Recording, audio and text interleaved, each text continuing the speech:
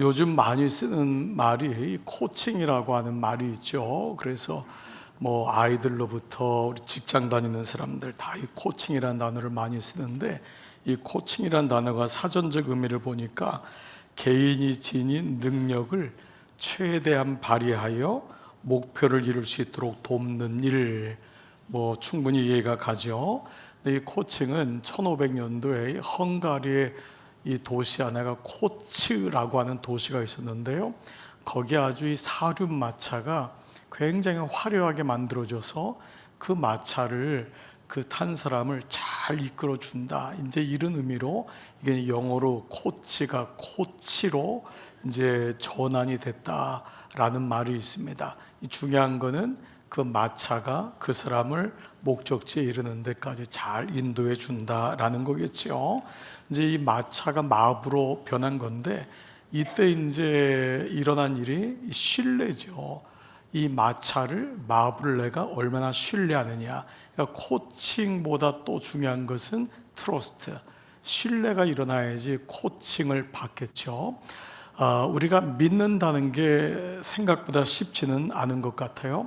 여러분, 요즘 뭐 국제선 타는 게 요즘은 일반화됐고, 뭐 비행기 타는 거 뭐 우리나라 사람처럼 많이 타는 나라도 없잖아요. 근데 저도 30년 전에 태평양을 건너는 처음, 이 동남아로 다니는 거는 시차가 없으니까 별 크게 아닌데, 태평양 건너는 건 또 다른 문제더라고요. 이게 정말 저쪽 나라에 사람들이 있을까라고 하는 생각을, 그 30년 전인데, 그러니까 젊었을 때 아닙니까? 그때 그런 생각이 문득 들어서 정말 승무원한테 물어본 적이 있습니다. 이게 정말 거기 가는 거 맞냐고. 그랬더니 승무원이 웃으면서 그냥 기다리고 믿고 가세요. 그러면 분명히 그 티켓에 거기 나온 도시까지 갈 겁니다. 지금 생각하면 우스운 건데, 아마 거기 탔던 사람들 대부분이 초행길에 있는 분은 저와 같은 생각을 했을 거예요. 그리고 어떤 분은 가는 내내 불안해가지고 이게 진짜 가는 게 맞나, 정말 시차가 바뀌어서 저쪽에도 저 지구 건너편에도 사람이 사는 게 맞나. 믿음이라는 게 쉬운 것 같지만은 매 순간마다 믿지 않으면은 해결되지 않는 일이 참 많습니다. 여러분, 아플 때 어떤 일을 생각하세요? 저는 아플 때마다 하나님, 이 음성이 들리는 것 같아요. 이래도 나를 믿니? 저는 그 메시지가 제일 많이 들려요. 아픔, 몸의 아픔보다도 이래도 너는 나를 믿니? 우리 가족 중에 어려운 일이 있을 때마다, 그때마다 안절부절할 때가 많죠. 근데 그때마다 저에게 들려주는 음성은 이래도 나를 믿니? 라고 하는 메시지예요.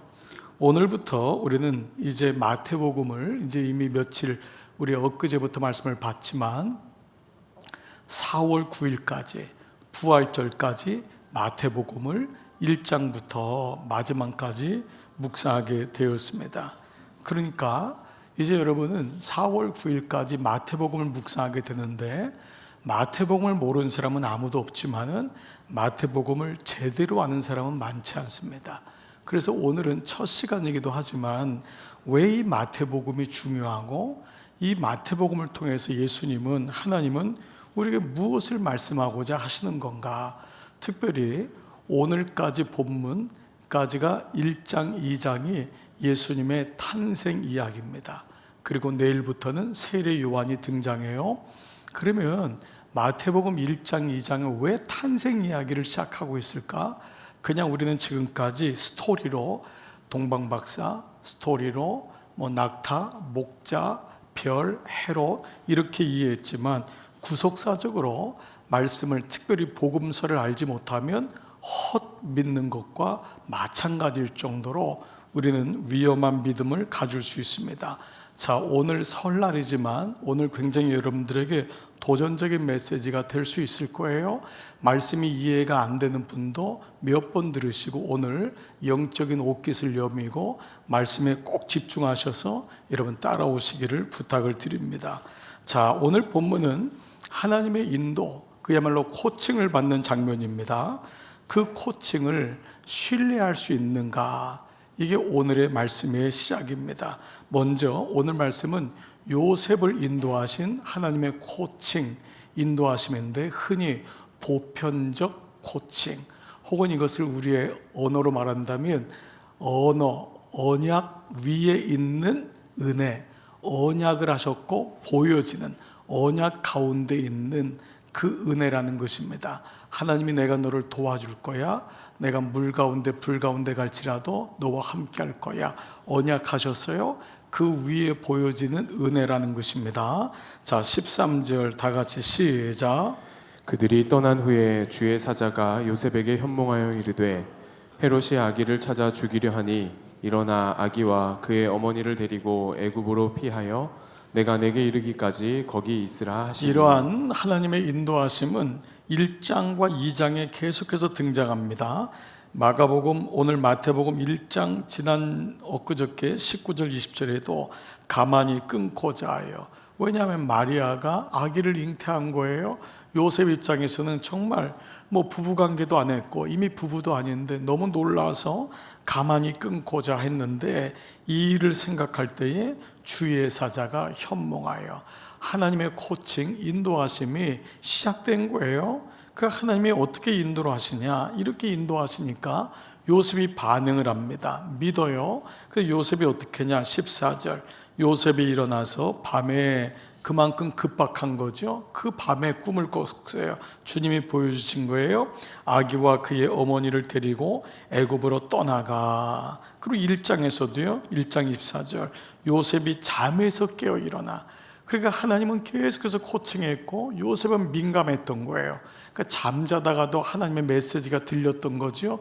야, 이러면 안 되겠구나 해서 일어나 주의 사자의 분부대로, 자기 생각이 아니에요, 주의 말씀대로 행하였다. 하나님은 코치를 하시고, 그리고 요셉은 코치이, 바로 클라이언트가 된 거예요. 고객이 된 거예요.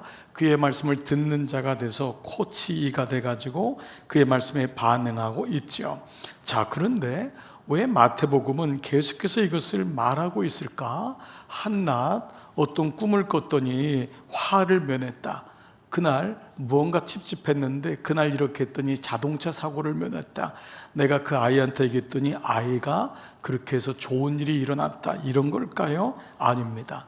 복음서는 모든 성경은 말할 것도 없고, 복음서는 그 모든 성경을 대표하는 거니까 구원이란 단어가 빠질 수는 없는 거예요. 구속의 앵글로 성경을 보지 않으면 우리는 지금까지 우리가 실수했듯이 성경을 이야기로 이해를 하고 있기 때문에 이야기는 알아요. 그래서 미션 스쿨 다닌 사람들이 이야기는 알지만 말씀을 모르기 때문에 탁 어려운 일이 오면은 중고등학교, 대학교 때 미션 스쿨 다녔던 사람, 모태신앙이었던 사람이 말씀이 안 들리는 거예요. 말씀을 모르는 거예요. 왜냐하면 스토리적으로는 알거든요. 다니엘을 모르나요?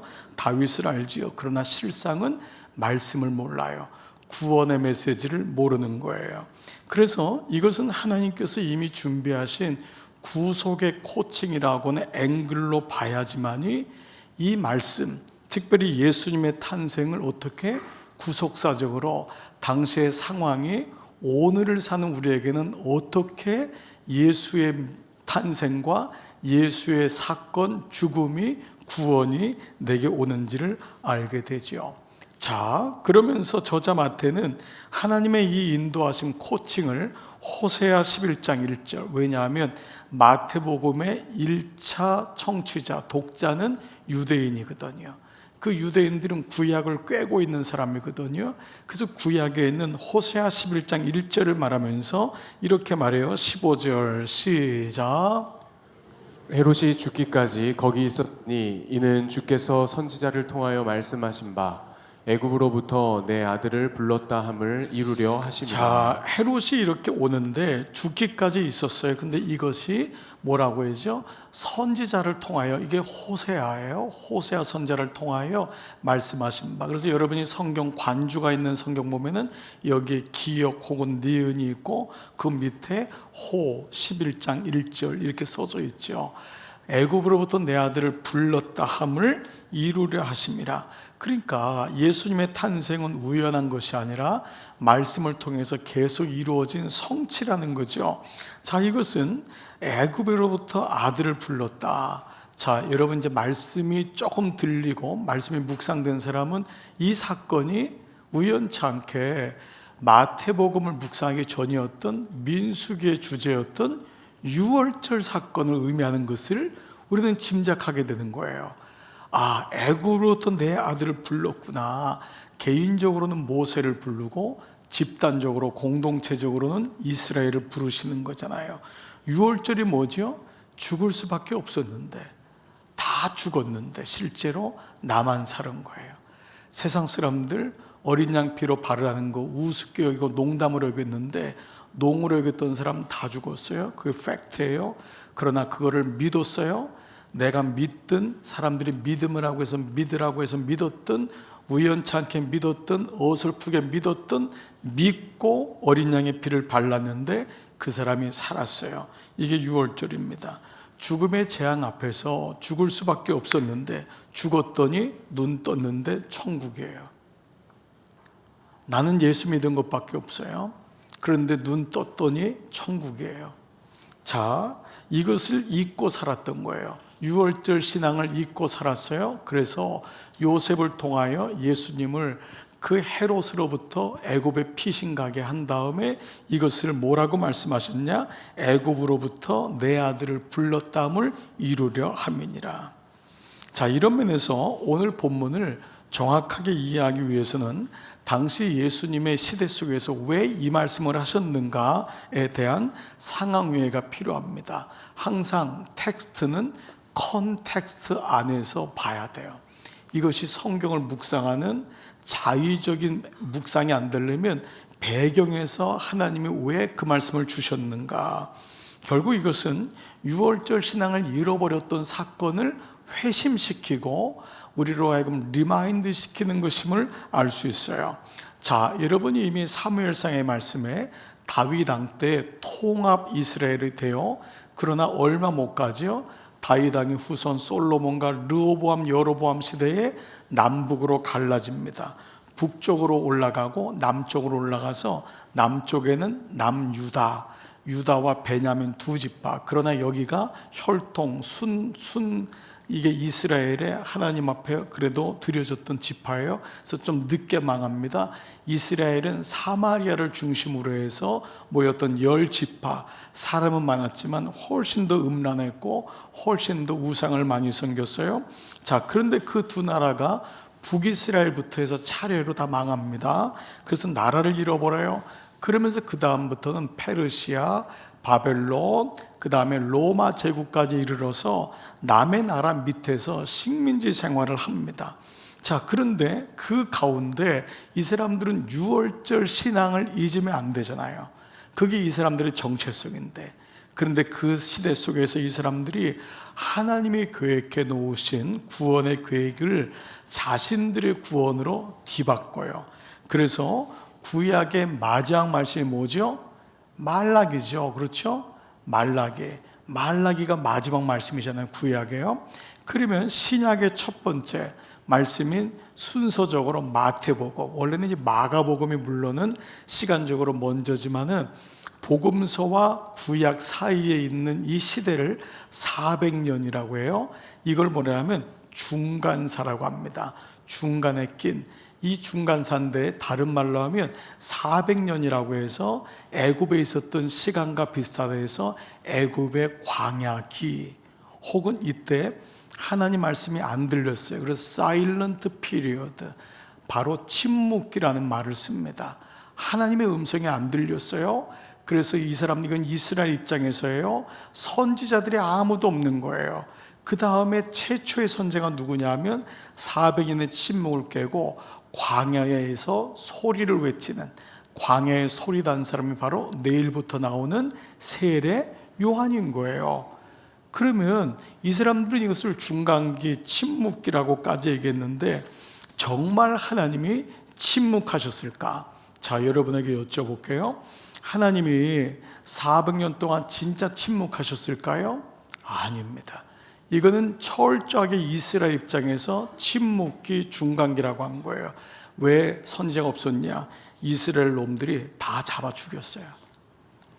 예수님에 대해서 얘기하는 거, 하나님의 공의 심판 얘기하는 선자가 있으면 다 잡아 죽였어요.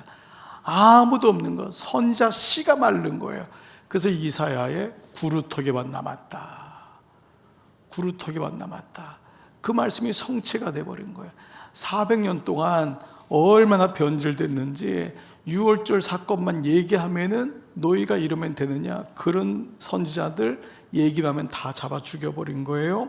그래서 자신들의 메시아를 만들기 시작했어요. 그래서 중간사가 변질사가 되어버렸어요. 그래서 메시아는 하나님의 메시아, 그리스도가 아니라 정치적인 메시아, 빵의 메시아인 세상의 메시아로 바꿔버렸어요. 그래서 마태는요, 예수님의 오심에 대해서 아주 분명하게 그 오신 이유가 뭐냐, 마태복음 1장 21절, 여러분이 지난 금요일 날인가 묵상했던 말씀 같이 시작. 아들을 낳으리니 이름을 예수라 하라. 이는 그가 자기 백성을 그들의 죄에서 구원할 자이심이라 하니라. 예수님이 오는데 로마에서 너희를 구출하기 위해서 오는 거 아니다. 너희에게 빵을 주기 위함이 아니야. 너희 자식들 좋은 대학에 보내기 위함이 아니야. 내가 너희에게 메시아를 보내는데 이름이 예수다. 그건 너희가 죽을 수밖에 없는, 죄는 뭐예요? 죽음하고 동격이잖아요. 죄의 삭은 죽음이니까. 죄라는 말은 죽음이거든요. 죄와 죽음으로부터 너희를 구원할 자가 바로 그리스도야. 그런데 이스라엘 백성은 죄라는 얘기만 하면 경기를 일으켜서 다 죽여버린 거예요. 그러니까 예를 들면 설교하다가 제가 죄 얘기하면 여러분이 잘라버린 거예요. 목사님 죄 얘기하지 말고 살아가는 얘기, 어떻게 복 받을지, 자녀 어떻게 기를지, 어떻게 하면 가정이 행복할지, 직장생활 어떻게 하면 잘할지, 이거 얘기해 주세요. 똑같은 거예요. 이후에 역사적으로 이렇게 이 전 세계의 식민지로 흩어진 백성들을 디아스포라라고 하잖아요. 이스라엘 백성들이 성전도 무너지고 다 흩어졌어요. 흩어져서 살았던 이 디아스포라, 이 변질된 유대인들이 집중하게 되고 집착하게 된 거예요. 변질이 되니까 집착이 일어나는 거예요. 본질은 집착하는 게 아니에요. 본질은 그 자체가 살아있어서 내가 그 본질을 따라가면 되는데, 집착은 내 중심이잖아요. 집착하게 된 두 단어가 있는데, 바로 오늘 명절 때 여러분에게 이 말씀을 드리게 된 것도 저는 우연이 아니라고 생각합니다. 바로 가족과 돈이에요. 이게 유대인들이 지금까지 붙잡고 있고 한국 사람들이 유대인들을 따라가고 싶어하는 이유가 이 두 단어입니다. 왜 그럴까요? 믿을 놈은 가족밖에 없거든. 이 생각이 들어온 거예요. 혈육밖에 없다. 그리고 그 가족을 지탱하는 건 돈밖에 없다.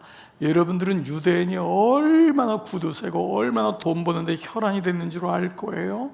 그런데 이 유대인하고 너무도 같은 이 DNA를 가진 백성이 우리나라 백성이라는 것도 알 거예요.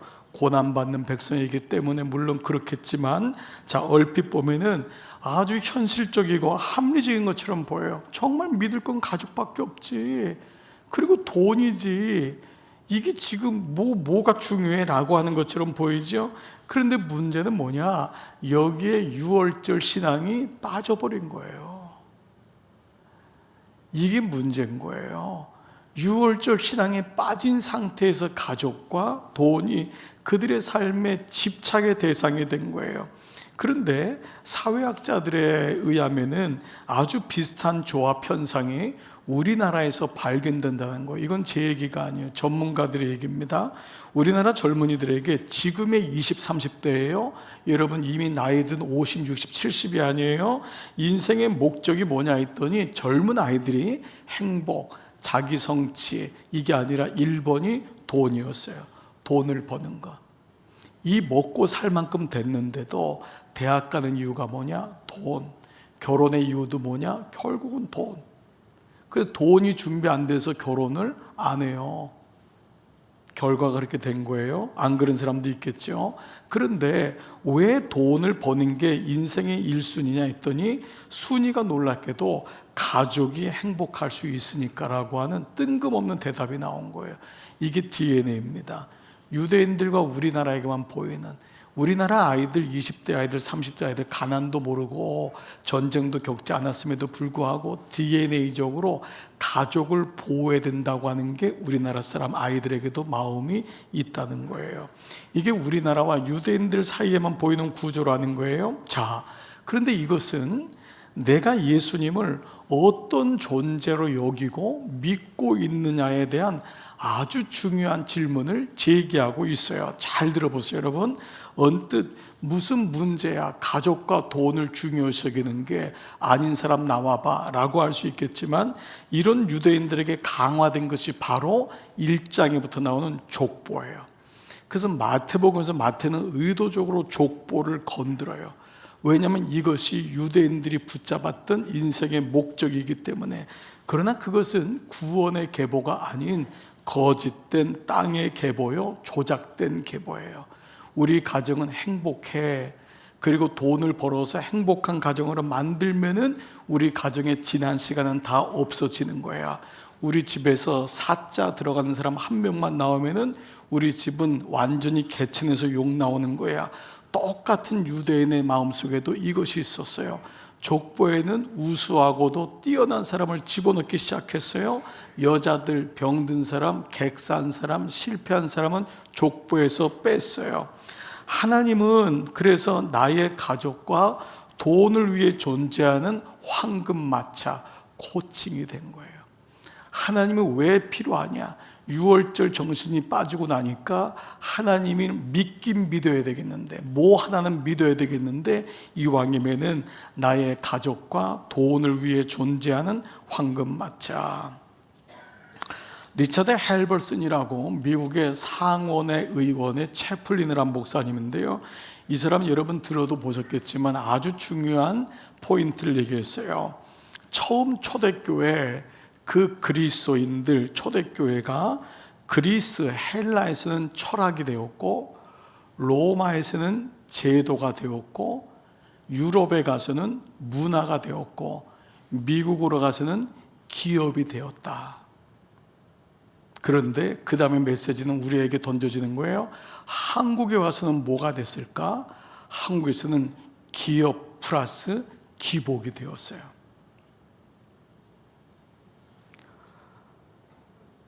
기복신앙이라는 말을 많이 우리가 그동안 나눴습니다. 예수님 잘못 믿으면 기복신앙이 됩니다. 그런데 이 기복신앙과 제대로 된 믿음을 구별하지 못하면 잘 믿는 것 같지만 이렇게까지 얘기를 해야 될 것 같아요. 천국 못 갑니다. 왜냐하면 천국은 예수 그리스도의 피로만 가기 때문에 기복 믿음을 가지고는 이 땅에서는 어느 정도 살아요. 왜냐하면 그 정도 열심히 빌고 그 정도 종교심 가지면은 삶에서도 나름대로 영향을 받기 때문에. 그러면 기복신앙이 뭐냐? 나무 위키라고 하는, 여러분들이 잘 보는 사전에 보면은 기복신앙이 본인에게 득이 되는 복을 바라는 신앙 형태로, 본인에게 득이 되는 복을 바라는 신앙 형태가 기복신앙이라는 거예요. 그러니까 복을 구하는, 복을 주는 분과는 관계없는 거야. 그분이 어떠냐, 그분의 뜻이 뭐냐, 이거 중요한 게 아니에요. 실제로 믿음 생활하면서 우리가 이런 생각을 많이 하죠. 나에게 득이 되는 복을 바라는 신앙 형태로, 여기서 복이란 재물, 무병장수, 자손의 번창과 같은 일체의 인간적 욕심을 의미한다. 이것이 예수 안 믿는 사람이 나무 위키에서 쓴 바로 명사예요. 정의예요. 여기 복이란 재물, 무병장수, 자손의 번창, 이것에 대한 욕망, 인간적인 욕심을 의미한다. 그러니까 기복신앙은 하나님이 누구냐 중요한 게 아니야. 성경을 이걸 알 필요가 없어요. 양육을 받고 이런 거 관심 없어요. 그냥 일주일에 나와서 예배 드리고 내가 아쉬운 거 얘기해서 주님 도와주세요. 그러면 목사님 도대체 신앙이 그거 아니고 또 있나요? 이거를 가리켜서 거듭난다고 하는 거예요. 이때 믿음이 들리는 거예요. 말씀이 들리는 거예요. 지금까지 내가 그렇게 믿었어요. 어느 권사님 평생을 기도했는데 알고 봤더니 3가지예요. 돈, 무병장수, 자식. 자, 이 변질된 신앙의 배경을 이해하면서 하나님은 오늘 아주 가슴 아픈 일을 허락하세요. 15절부터 16절부터인데 16절 이에 시작. 이에 헤롯이 박사들에게 속은 줄 알고 심히 노하여 사람을 보내어 베들레헴과 그 모든 지경 안에 있는 산의 아이를 박사들에게 자세히 알아본 그때를 기준하여 2살부터 그 아래로 다 죽이니. 자, 여러분 보세요. 분명히 1장에서는 하늘에서는 영광이요 땅에서는 기쁨이다. 예수님의 오심의 사건은 얼마나 놀라운 사건이에요. 우리를 자유하게 하고 정말 그 자체로 구원자이신데, 여러분 이 구절을 읽으면서 어떤 생각이 드세요? 이건 뭐지? 왜 이런 일이 있어야 되지? 그러니까 보편적인 코칭에 익숙한 분은 이 역설적 코칭에 대해서 당황을 하게 돼요. 나 중심으로 나 안에 좋은 일이 일어나야 되는데 왜 예수님이 오시는데 구세주가 온다고 하더니만이 그것도 2살 아래 아이들이 다 죽어? 이게 어떻게 하나님이 이룰 수가 있냔 말이에요.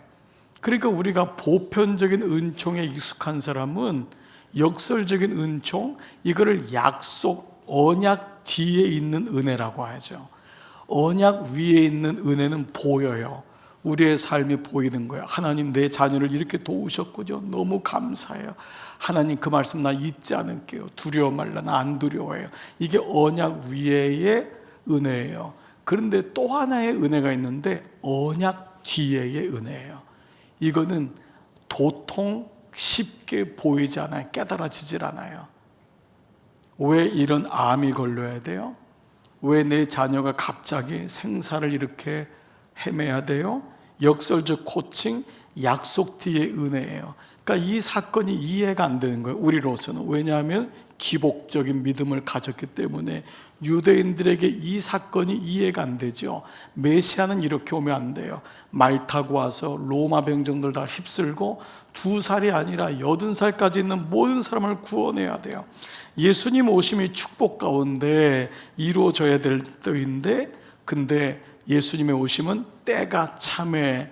이것은 기한이 찼다는 건데 뭐냐 하면 포도주 안에 있는 포도즙이 나오는, 즉 심판의 진노의 포도주의 때가 됐다는 게 때가 참해예요.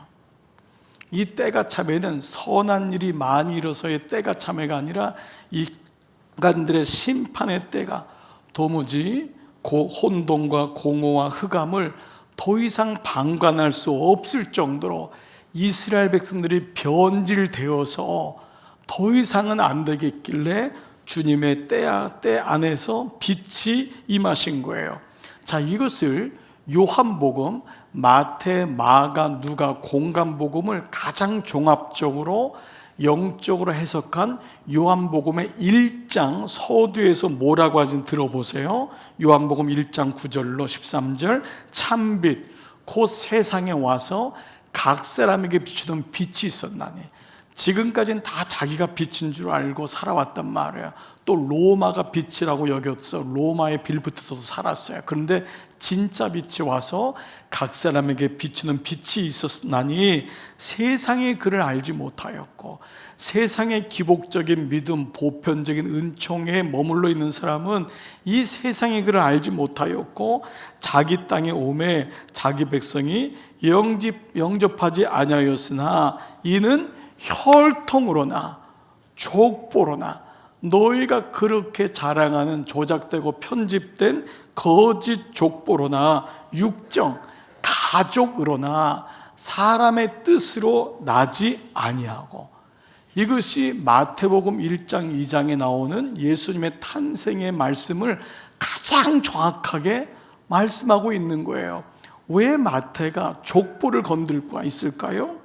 자, 그런 가운데 마태는 이 베들레헴의 통곡, 2살 미만의 아기들이 죽은 사건을 예레미야를 통해서 이미 말씀하신 것인 것을 얘기해요. 17절 시작. 이에 선지자 예레미야를 통하여 말씀하신 바 라마에서 슬퍼하며 크게 통곡하는 소리가 들리니 라헬이 그 자식을 위하여 애곡하는 것이라. 그가 자식이 없으므로 위로받기를 거절하였도다 함이 이루어졌느니라. 자, 이 말씀을 가만히 보면 이게 사실 오늘 말씀의 포인트입니다. 근데 사실 말씀이 좀 어렵게 느껴지기 때문에 여러분 잘 따라오시면은 이 말씀이 뭘 의미하는지 한번 묵상해 보겠습니다. 이미 선자 예레미야를 통하여 띄워줘 보세요. 라마에서, 라마가 어디냐면 예루살렘 근방이에요. 옛날에 예루살렘의 이름이라고 쓰이고 라마는 예루살렘의 북쪽에 있지만 같은 변방인 거예요. 그 라마에서 슬퍼하며 크게 통곡하는 소리가 들렸는데 그때 예레미야는 주전 586년에 이 말씀이 선포된 거예요. 예수님 오시기 전에 580년 전에 이미 라마에서 통곡하는 소리가 있었는데 그 소리가 어떤 소리냐, 마치 라헬은 그 예레미야 전에 1000년 전에 야곱의 두 번째 아들, 야곱이 사랑했던 그 라헬이 자식을 위하여 애곡하는 것인데 그가 자식이 죽었으므로 위로받기를 거절하였다함이 이루어졌도다.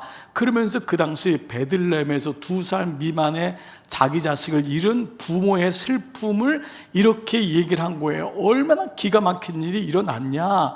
근데 이 말씀을 하고 있는 거예요. 이중적 말씀이에요. 하나는 뭐냐 하면 예레미야 당시 라마에는 북이스라엘과 남유다로 있으면서 모든 포로로 잡혀가서 이방 나라로 끌려가잖아요. 북이스라엘은 아시리아에게, 남유다는 바벨론에게 포로가 돼요. 모든 자식들을 라마에서 집결해서 데려가는 게 라마였어요. 그 라마에서 모든 부모들은, 어머니들은 자기 자식들이 끌려가는 것을 라마에서 지켜봤던 거예요. 이제 끌려가면 못 보는 거예요. 끌려가면 이방 여자랑도 결혼해야 되고 언제 돌아올지, 지금 같은 때가 아닙니다. 거기서 라마에서 마지막 보기 때문에 그곳이 어머니들의 피비린내 나는 눈물이 라마에서 있었는데 그 라마의 소리가 다시 재현되었도다 예루살렘 지금. 근데 그 라마의 그 눈물은 이미 라헬에서부터 이루어졌도다라는 거예요. 라헬, 그 자식을 잃었던 라헬.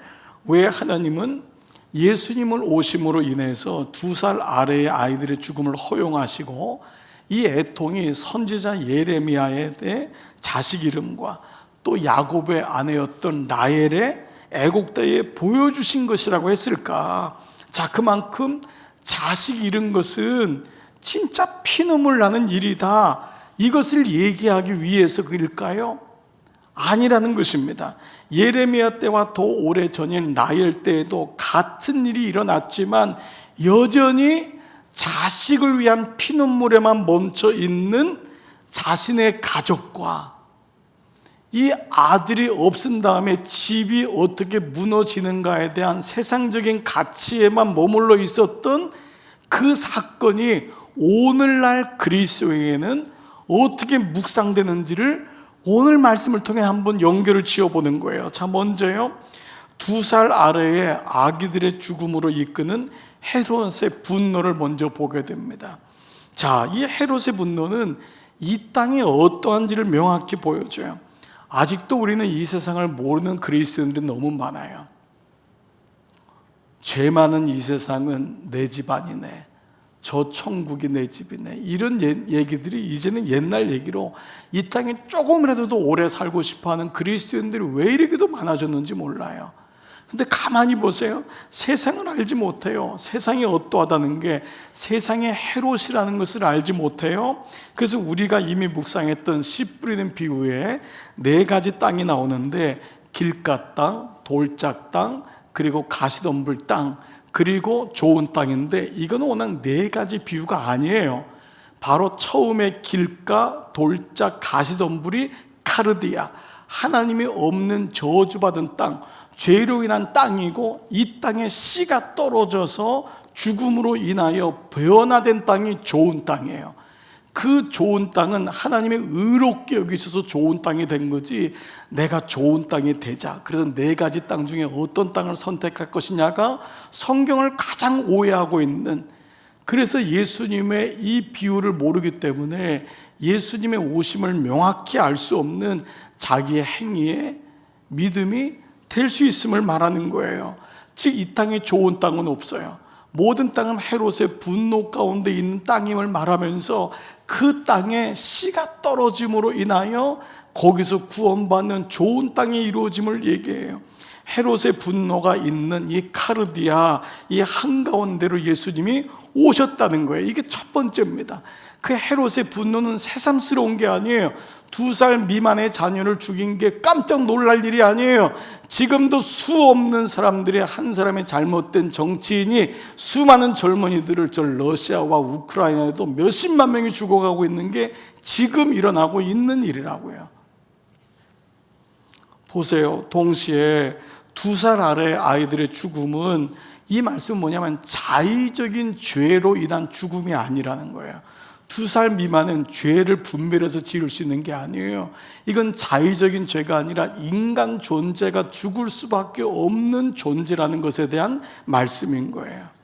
6월절에 이 땅에 왔을 때 죽음의 재앙은 죄를 져서 죽은 게 아니에요. 그 땅에 있는 모든 사람은, 하나님 명령을 어긴 사람은 다 죽을 수밖에 없는 존재였어요. 그래서 구원은 죽을 수밖에 없었는데 내가 구원받았다는 것이 구원인 거예요. 그래서 2살 미만은 자의적인 죄가 아니라 인간 자체가 죽을 수밖에 없는 존재임을 말씀하고 있어요. 그렇다면 오늘 이 말씀이 왜 예레미야의 통곡과 라마의 통곡과 특별히 라헬의 통곡을 얘기하면서 이것이 왜 오늘 예루살렘에서 2살 미만의 죽음과 같이 이어서 얘기하는 걸까? 배경이랑 말씀을 드렸어요. 배경에서 이해를 해보자 그랬어요. 변질된 믿음이 어떻게 바뀌었는지. 자, 이런 가운데 라헬을 한번 묵상해 볼게요. 라헬은 누굽니까? 야곱의 둘째 아들이에요. 정작 야곱이 사랑했던 건 레아가 아니라, 첫째가 아니라 라헬이었습니다. 하나님은 공평하셔서 남편의 사랑은 받았지만 아기가 없는 거예요. 근데 라헬은 굉장히 집착이 강하고 굉장히 자기주도적이고 이루어져만이 되는 사람이죠. 창세기 30장에 나오죠. 사랑받았지만 자식을 못 낳으니까 드디어 자식 낳기 복수전이 일어난 거예요. 자신의 여종이었던 빌하를 남편에게 집어넣어요. 그래서 낳은 아들 이름이 단입니다. 단이 뭐냐 하면은 뜻이 하나님이 내 한을 풀어줬다. 자기 아들 난 다음에 하나님이 내 한을 풀어줬다. 라헬은 남편의 사랑받는 것으로 만족하지 못해요. 왜냐하면 가족을 만들어야 되거든요. 그래서 아들을 낳게 해서 하나님이 내 한을 풀어줬어요. 두 번째도 또 낳았어요. 비라가요. 그래서 납달리라고 했는데, 납달리의 뜻은 뭐냐면 언니와 경쟁해서 내가 이겼다. 내가 레와 언니와 경쟁해서 이겼다. 뭐 의의고 없고 뭐 이런 거 없어요. 언니보다 더 많이 나아야 돼요. 그런데 이런 라헬에게 하나님이 불쌍히셔서 태를 열어주셨는데, 첫 번째 아들이 여러분이 잘 아는 국무총리가 애굽에서 된 바로 요셉입니다.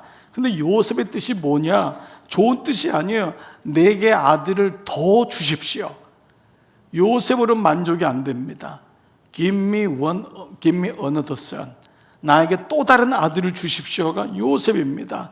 근데 요셉의 그 고백처럼 아들을 또 달라고 하니까 하나님이 주셨어요. 근데 그 아들이 누구냐? 베냐민이라는 아이인데, 바로 이 베냐민을 낳을 때 이 라헬이 상고로 죽어요.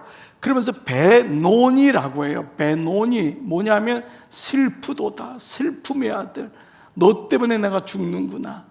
저주의 아들, 슬픔의 아들이에요. 그런데 이 얘기를 야곱이 들으니까 베논이라고 하면 안 되거든요. 사람들한테 창피하거든요. 그래서 이름을 행복의 아들인 베냐민으로 그 시간 바꿔요. 자, 이 말씀이 창세기 35장 18절.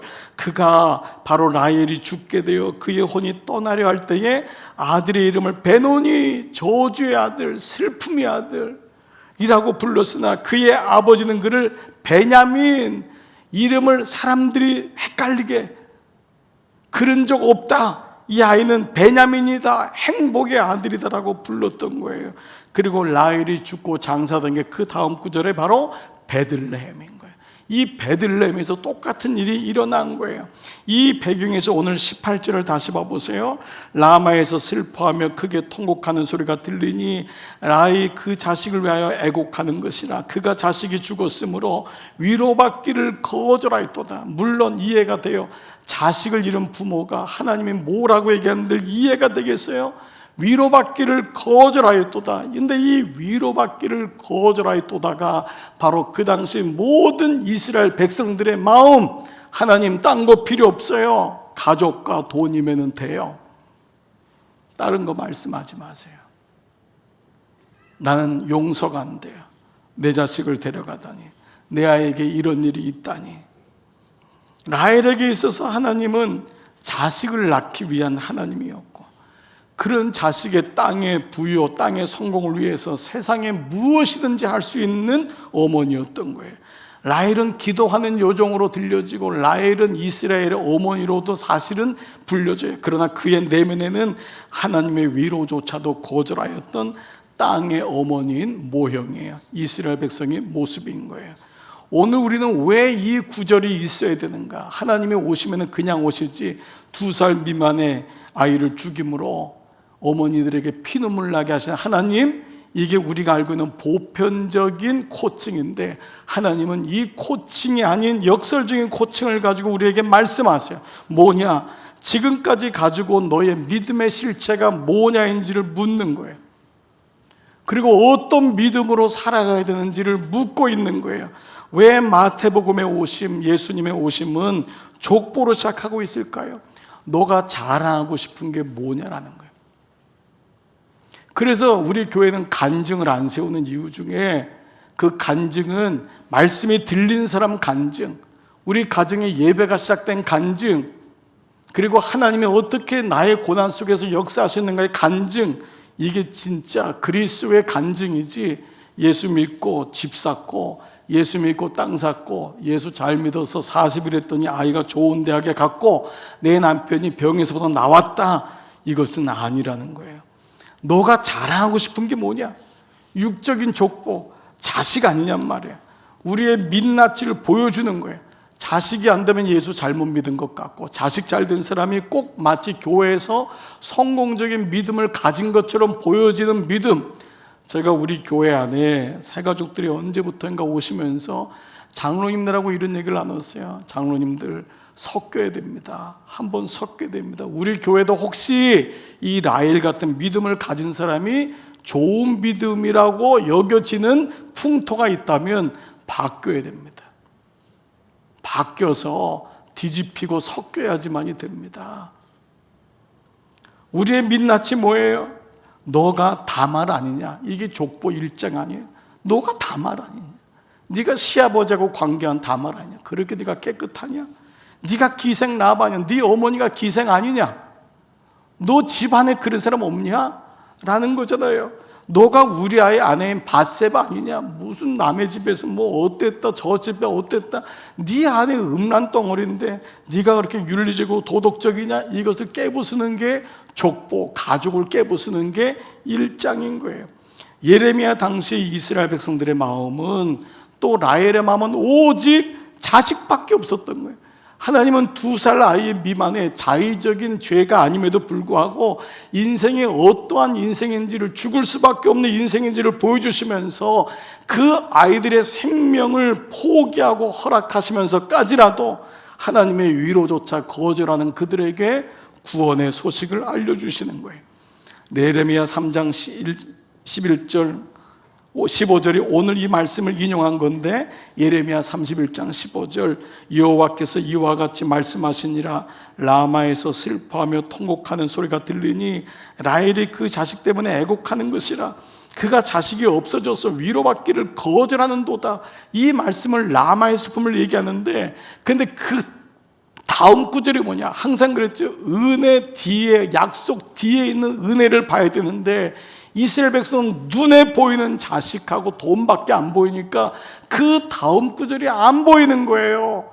그래서 2살 미만에 죽은 것밖에 안 보여요. 그 부모는 오죽하겠냐? 구원은 안 보이는 거예요. 십자가는 안 보이는 거예요. 근데 그 다음 구절이 뭐냐? 여호와께서 이와 같이 말씀하시느니라. 내 울음소리와 내 눈물을 멈추어라. 내 일에 삭을 받을 것인지 그들이 그의 대적위에 땅에서 돌아오리라. 여호와의 말씀이니라. 너의 장래에 소망이 있을 것이라. 너의 자녀가 자기들의 지경으로 돌아오리라. 여호와의 말씀이니라. 하나님이 돌아오게 하겠다는데, 하나님이 회복시키겠다는, 어떤 모양으로든지 내가 너희의 값을 치르게 할 것이다. 그런데 이거를 보지 못하는 거예요. 그리고 오늘 말씀을 통해서 여러분 한 가지, 오늘 명절인데 오늘 혹 가족들하고 이 말씀을 듣는다면 더 옷깃을 여면서 한번 들어보세요. 하나님이 이런 나를 어떻게 부르시나? 위로받기를 거절한 나, 이 나를 2살 아래의 아기들의 죽음을 통해서, 즉 자식을 통해서 부르세요. 이게 하나님의 부르심이에요. 이거를 통과하셔야 돼요.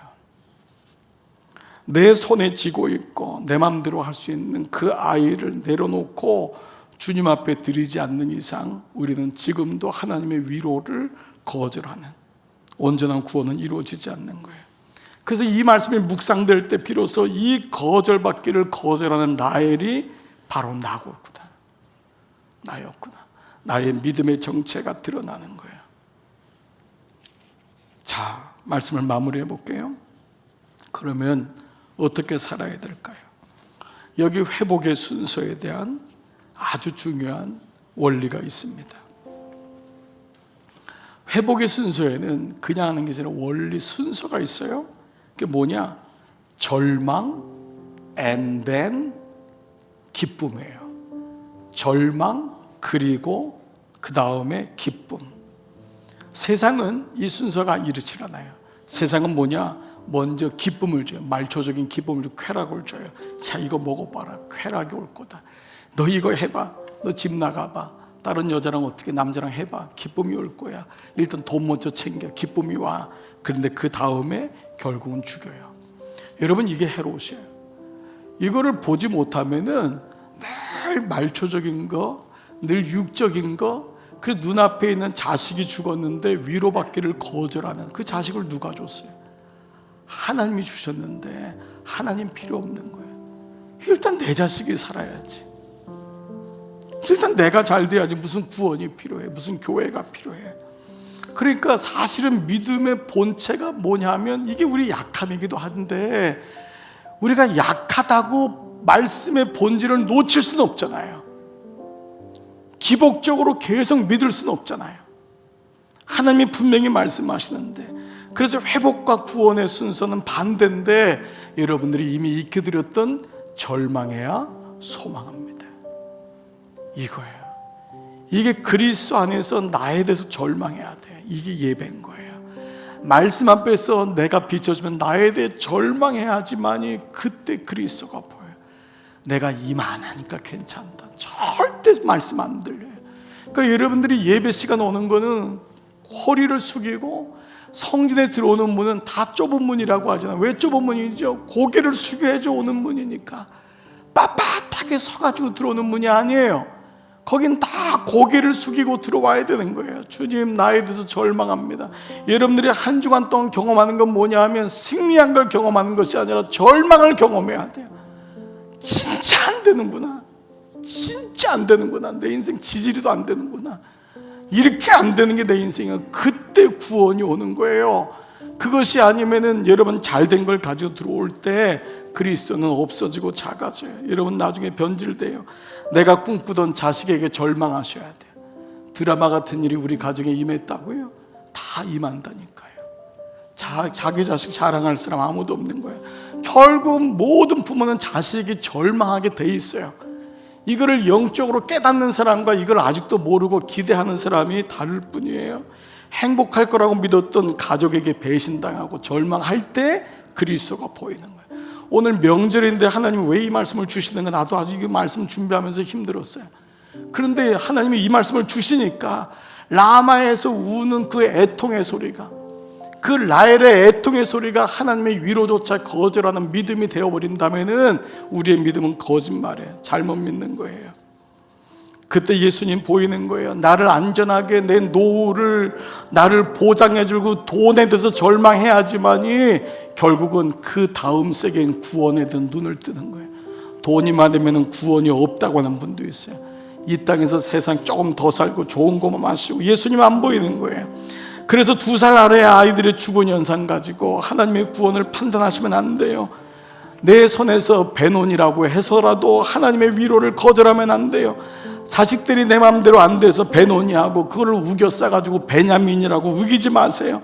그것조차 거절하는 라헬이 가득한 이 땅에서 이것이 인생의 목적이 아니라는 것을 예배 때 말씀을 통해서 우리에게 말씀하고 있는 거예요. 그래서 이 예수를 알아. 이 예수가 너희를 죄에서 구원할 자이십니다. 이 땅에 오신 것은 자식 때문이 아니고 돈 때문이 아니라는 거예요. 하나님은 우리가 생각하는 그 이상의 분인 거예요. 아무리 힘들고 어려워도 하나님의 본질, 그분의 코칭을 받는 거예요. 그래서 언약 뒤에 은혜가 훨씬 크다.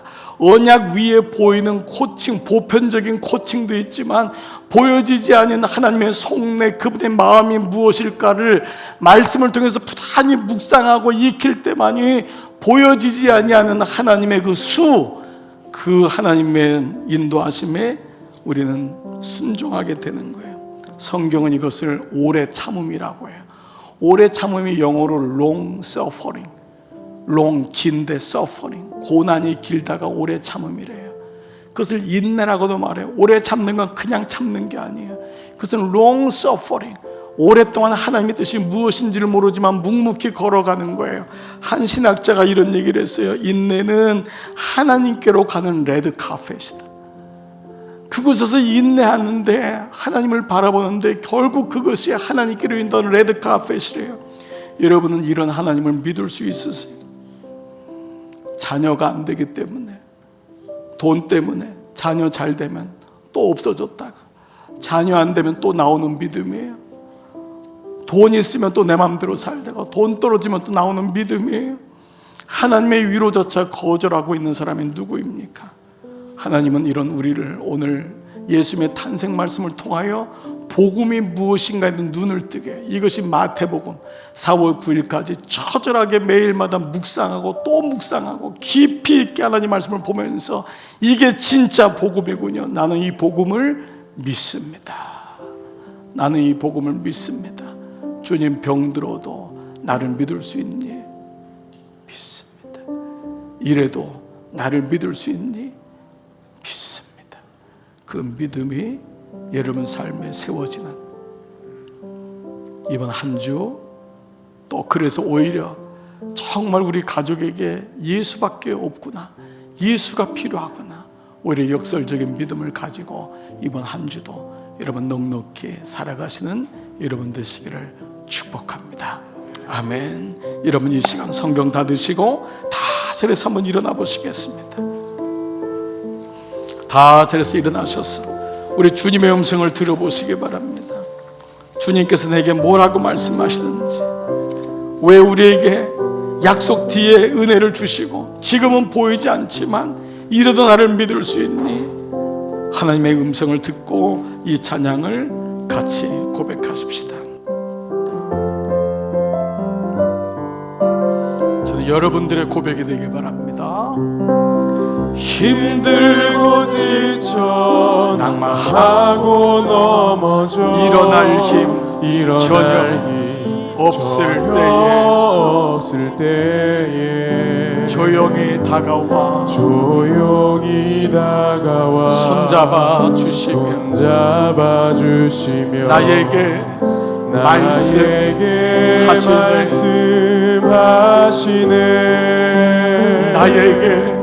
나에게 실망하며 내 자신 연약해 고통 속에 눈물 흘릴 때에 못 자국 난 그 손길 눈물 닦아주시며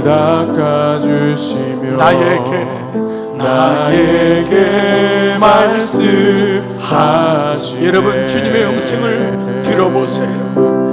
너는 내 아들이라. 오늘날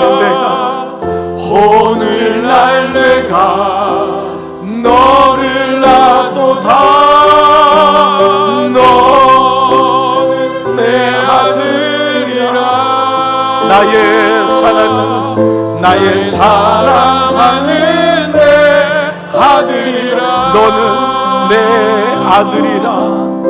너는 내 아들이라.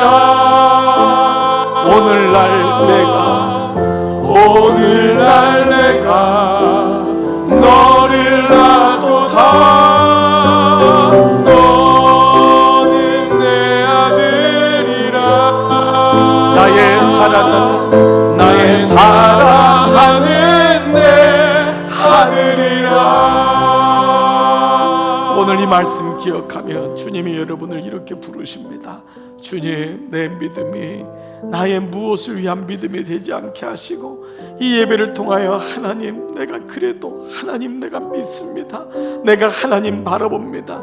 하나님의 위로받기를 거절하는 내 인생의 이 땅의 라헬이 아니라 하나님의 구원의 그 십자가를 조금이라도 이해할 수 있는, 그리고 그 구원이 얼마나 놀라운지를 아는 믿음으로 나를 인도해 주세요. 여러분 한번 그 도모로 뛰어가 보시기 바랍니다. 믿어 보시기 바랍니다. 함께 기도하겠습니다. 살아계신 아버지, 감사합니다. 아버지, 오늘 이 말씀이 나의 말씀입니다. 위로받기를 거절했던 사람이 그 라헬이 바로 나였습니다. 아버지, 눈앞에 보이는 이것 때문에 주님을 기복적으로 믿고 그저 내 눈앞에 보이는 이것 때문에 내가 붙잡고 살아왔던 내 모습 아닙니까? 그 자식도 하나님의 것인데, 죽여도 하나님의 것이고 살려도 하나님의 것인데, 여기 모든 인생을 걸고 마치 조작된 족보를 만들고, 조작된 편집된 족보를 만들고, 이것이 마치 내 인생의 행복인 것처럼 여기는 내 모습을 주 앞에 고백합니다. 하나님, 유대인들이 붙잡았던 두 가지, 집착했던 두 가지, 그 가족과 돈이 오늘날 내 모습 아닙니까? 아버지, 왜 내가 예수를 믿습니까? 왜 은혜에 감사가 없답니까?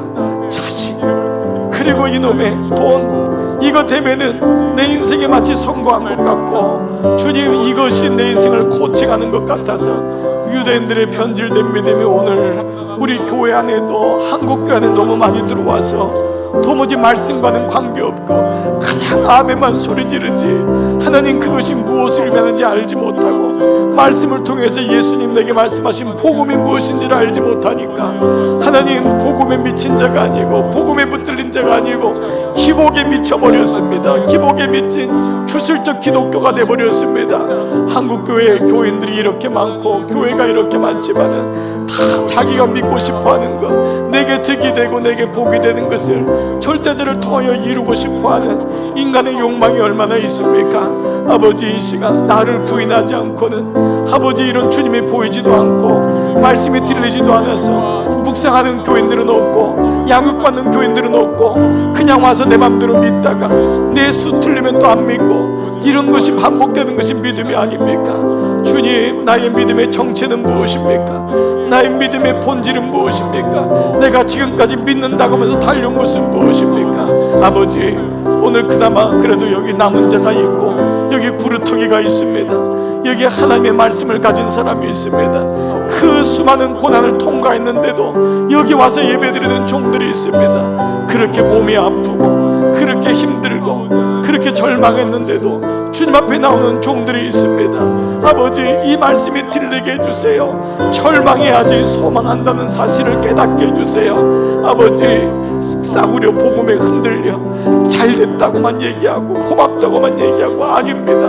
아파하고 힘들지만 나는 그래도 믿어요. 나는 그래도 주님을 신뢰하고 나는 주님께 감사해요. 왜요? 주님이 나를 아시니까, 주님이 나의 창조주니까, 주님이 나의 모든 것이니까. 그래서 하나님, 다 감사할 수 있어요. 아버지, 오늘 예배드리는 종들을 축복합니다. 아버지, 종들의 기도를 들으셨죠? 하나님, 오늘 이 땅에 있는 사람은 하나님의 위로조차도 거부하고 있는 라헬이 바로 나의 모습은 아닌지를 보게 됩니다. 말씀을 통하여 나의 겉껍질이 벗겨지고 나의 가면이 벗겨져 내가 무엇을 믿고 살았는지, 이렇게 오래 예수 믿었지만 예수님 만나지 못하고 나의 가족과 돈을 위해서 존재했던 하나님은 아니었는가? 아버지, 내 모습을 봅니다. 아버지, 말씀이 들리게 하옵소서. 우리 교회만이라도, 우리 교인만이라도 이 말씀이 들려지기를 원합니다. 그럴 때 우리의 믿음이 절망이 하지 소망한다고 하는 이 놀라운 예수님의 복음의 소식, 마태복음의 소식이 우리에게 오게 하여 주옵소서. 나의 허망되고 편집되고 조작된 우리의 족보를 하나님 이렇게 찢어주심을 감사합니다. 이렇게 드러나게 해주심을 감사합니다. 2살 아이의 어린아이의 생명에 대해서 인간적으로는 그렇게 애통하지만 그게 내 모습인 것을 보지 못했던 나에게 라헬의 애통을 보여주고, 하나님 그게 내 모습인 것을 보여주고, 라마에서 그렇게 자식 때문에 울지만은 하나님을 위해서는 울지 않는 이스라엘 백성의 변질된 모습을 보여주십니다.